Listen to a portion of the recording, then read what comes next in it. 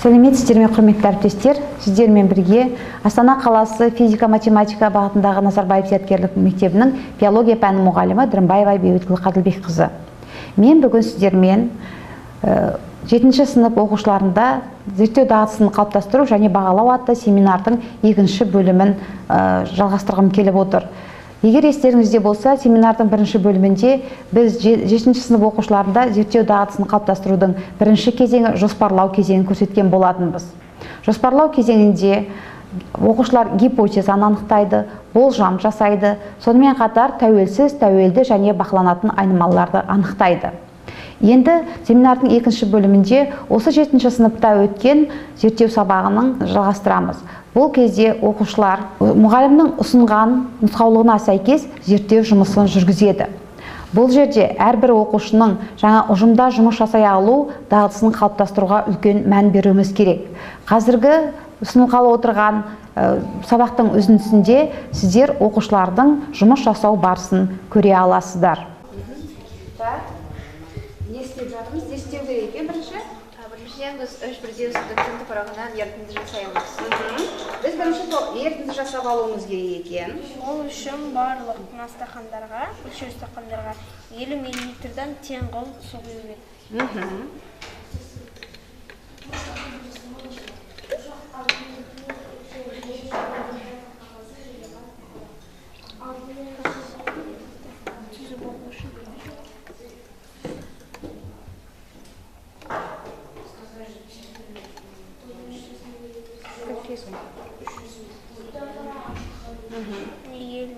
Су шықты. Онда 50 мл. Алба сен жазайын мұнда. Таза су.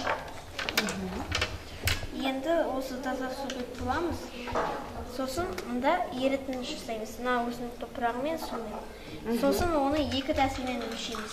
Индикатор қағаз арқылы және мына спарк арқылы. Несін өлшейміз? Оның pH-ын өлшейміз. pH көрсеткішін өлшейміз екен. Осы топырақта өсімдіктің топырағынан аламыз.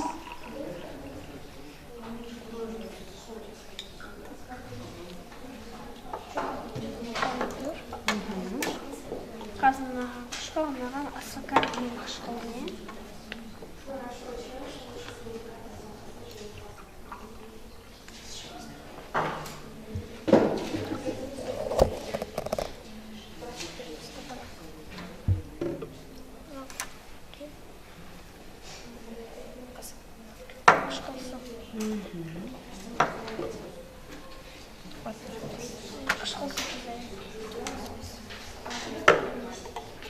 Сен аскарбин қышқылын жарты қасылынан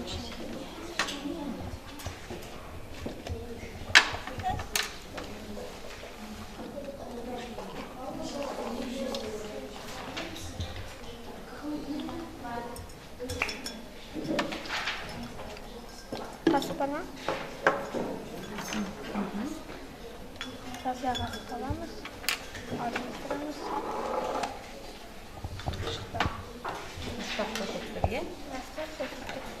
Ең біріншіден индикатор қағаз арқылы ол үшін бір қартып аламыз.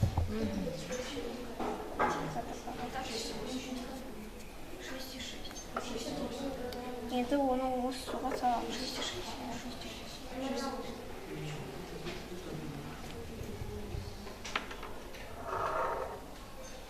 Біраз күтеміз, шығарамыз.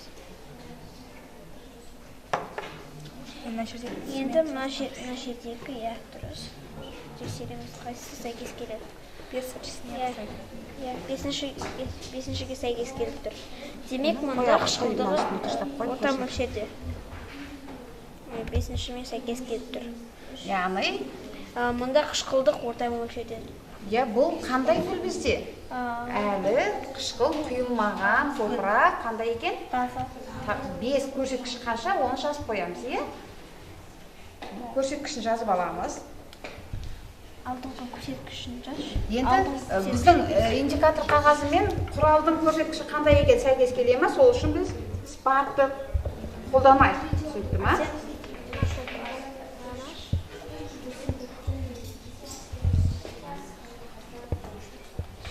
Суын. Жоғын ішіне салма оны, салма. Су құй, су.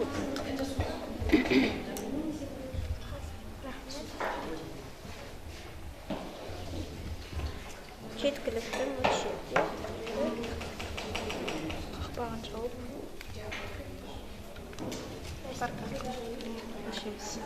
Су маған атырылып тұрма мына?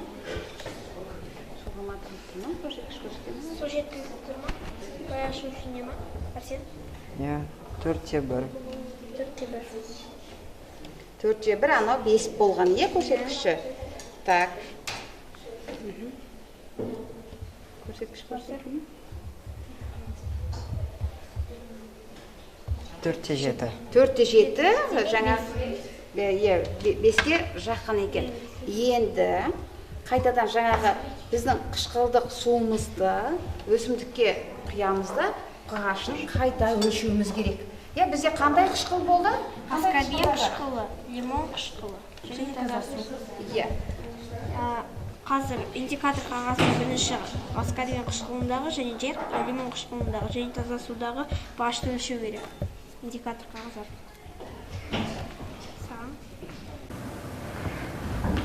Зерттеу дағдысының маңызды көрсеткіштерінің бірі балалардың зерттеу барысында алынған нәтижелерді жүйелеп ұсына білу дағдысы. Ол дегеніміз жаңа кесте сызу. Біз бірнеше жыл қатар бойы сыртқы жиынтық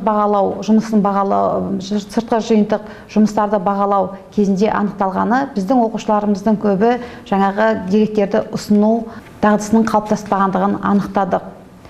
Егер де зерттеу нәтижесінде жинауда бос орын беріп, осы нәтижені осы жерге бос орынға көрсетіңіз десе, көптеген оқушыларымыз график тұрғызып қояды.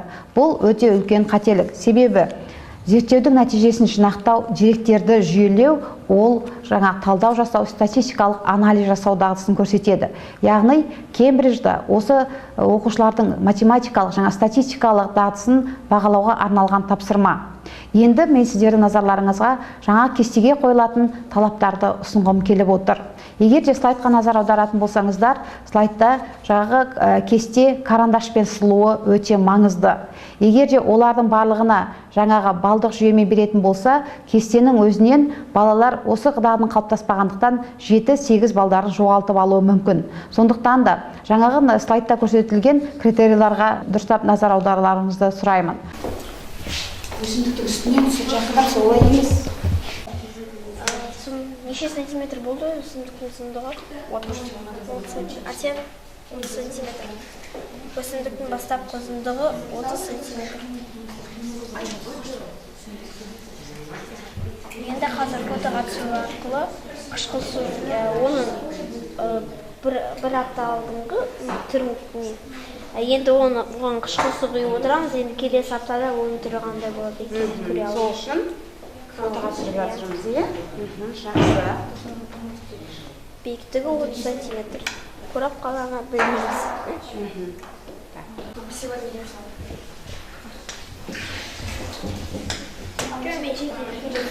Қаланы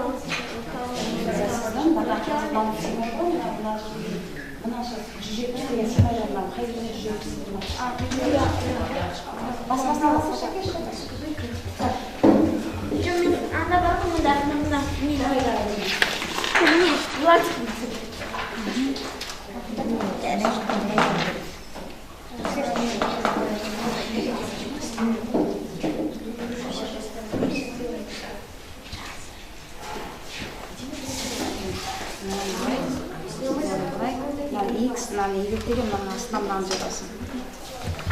Жаңағы ол карандашпен сызылуы керек кесте. Сонан кейін кесте толығымен аяқталған, яғни барлық жағынан сызылған, жаңа сызған жағдайда міндетті түрде сызғышты пайдалану қажет. Сонан кейін әр бағананың атаулары жазылған, және сол атаулары жазылған жерде халықаралық көрсеткіштерге сай өлшем бірліктері де жазылу керек. Келесі айтып кететін жағдай, өлшем бірліктері деректерді жинаған кезде кестенің ішінде өлшем бірліктерін қайтадан жазудың қажеті жоқ. Егер де өлшем бірліктерін кестенің қасына ішінде жазып қоятын болса, ол үлкен қателік болып саналады да, бұл үшін берілетін 1 балдан оқушы айырылуы мүмкін. Келесі, бірінші баған әр уақытта тәуелсіз айнымалылардың жазылуы шарт. Сонан кейін жинаған деректері өсу ретімен немесе кему ретімен көрсетілу керек те, осы жерде болып жатқан үдеріс нақты анықталып тұру керек. Сол үшін, егер де біздің оқушыларымызда осы деректерді ұсыну дағдысы қалыптасқан болса, осы жұмыс үшін берілетін 7-8 балды балаларымыз ала алатын болады. Келесі дағды оқушылардың осы жинаған деректерін графикке түсіру.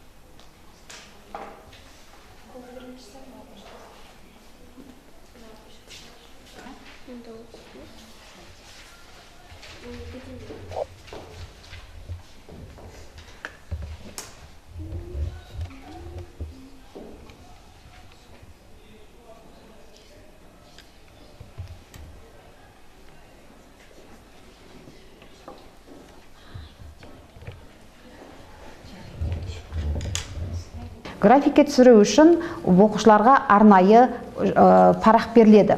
Осы парақтың сызған график 70 және 80% алып жатуы шарт. Егер де оқушы графикті барлық деректерді дұрыс жинап, бірақ та графикті өте кішкентай қылып салатын болса, ол үшін де бала балын жоғалтады. Сонан кейін енді слайдтағы жаңағы графиктерге қойылатын талаптарға назар аударыңыздар.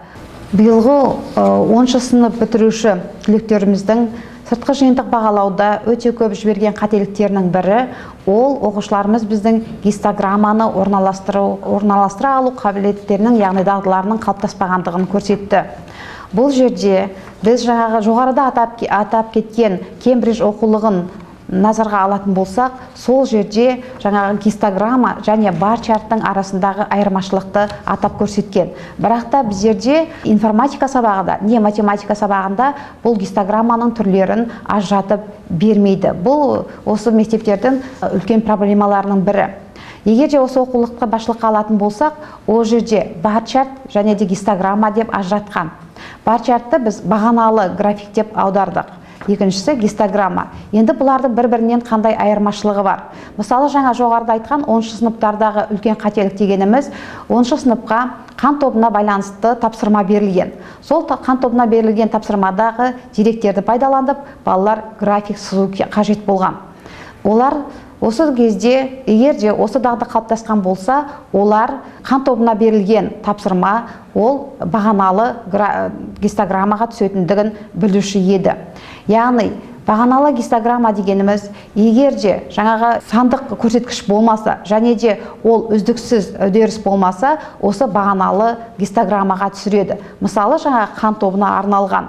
Яғни бұл жерде ешқандай үздіксіз бірінен кейін бірі жүретін үдеріс болмайды. Сондықтан да бұны жаңағы бар чартқа немесе бағаналы гистограммаға түсіреді. Яғни бұндағы бағаналардың арасында байланыс болмайды, яғни олардың арасы ашық болады. Слайдқа назар аударсаңыздар, бұл екі гистограмманың арасындағы айырмашылықты анық көруге болады.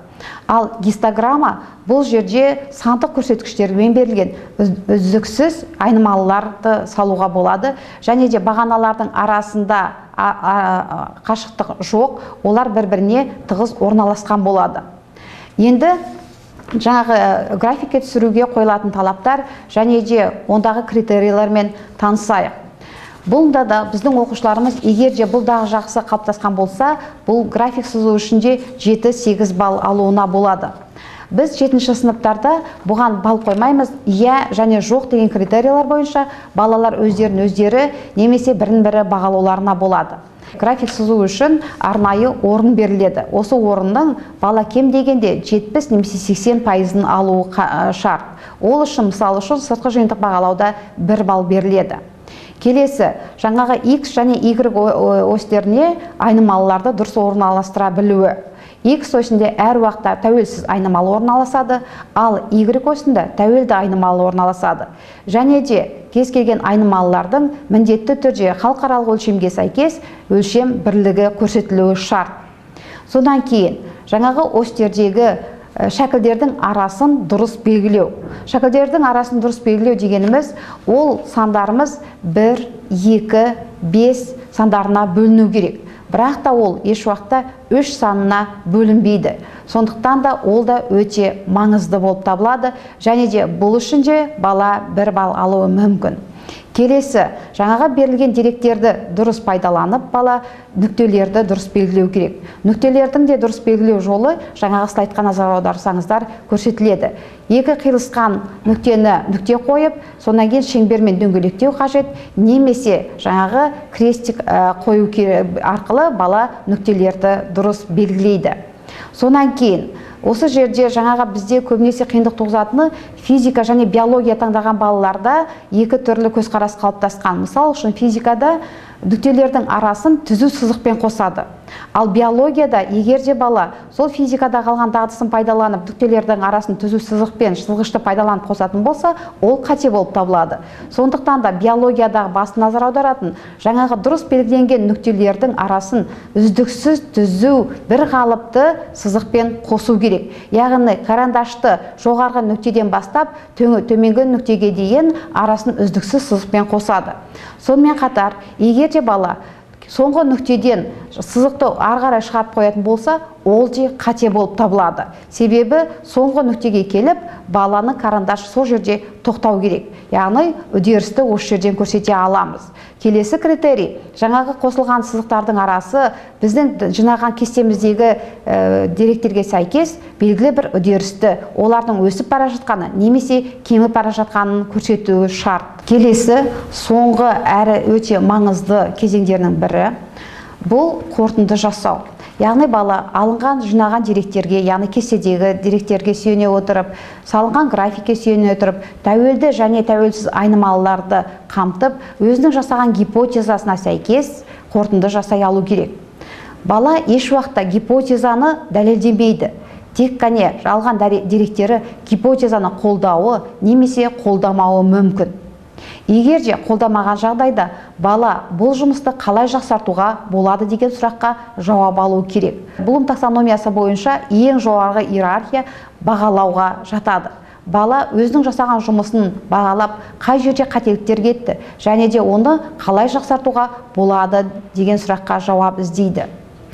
Барлық зертханалық жұмыстарға жалпы ортақ жұмысты қалай жақсартуға болады дегенде жазатын ортақ жауап ол алынған деректерді немесе өлшеулерді кемінде 3 рет қайталау. Сонан кейін алынатын көрсеткіштердің, яғни выборканың санын көбейту болып табылады. Егер де балалар жаңа жұмыс жасаған кезде мұқият болу, не болмаса жаңағы өлшеуді дұрыс жүргізу деп жазатын болса, ол қате болып табылады. Себебі жаңағы сөзіміздің басында айтқандай, емтихан жұмыстарын бағалау барысында оқушылардың өте көп жіберетін кемшіліктері жаңағы ерітінділер дайындаған кезде қателік кетуі мүмкін, соны азайту, немесе жаңағы біз өлшеу жасаған кезде өлшеуді дұрыс жасамадық, соны жақсарту деген жауаптар жазылады. Бұның барлығы қате болып табылады. Сондықтан да осы 7-ші сыныптан бастап оқушыларымызды осы дағдының барлығын бойында қалыптастыратын болсақ, біздің оқушыларымыз жоғарғы сыныпта мектеп емтихан тапсырған кезде бұндай қателіктерді жібермейді деп ойлаймын. Сондықтан да осы дағдыларды қалыптастыру сіздер мен біздердің міндеттеріміз болып табылады. Құрметті әріптестер, істеріңізге сәттілік тілеймін. Алдымыздағы оқушыларымызда осы зерттеу дағдыларын дамытып, және де осы ұсынылған бағалау критерияларын пайдаланып, оқушыларды қалыптастырушы және жиынтық бағалауға дайындауға болады. Назарларыңызға рахмет.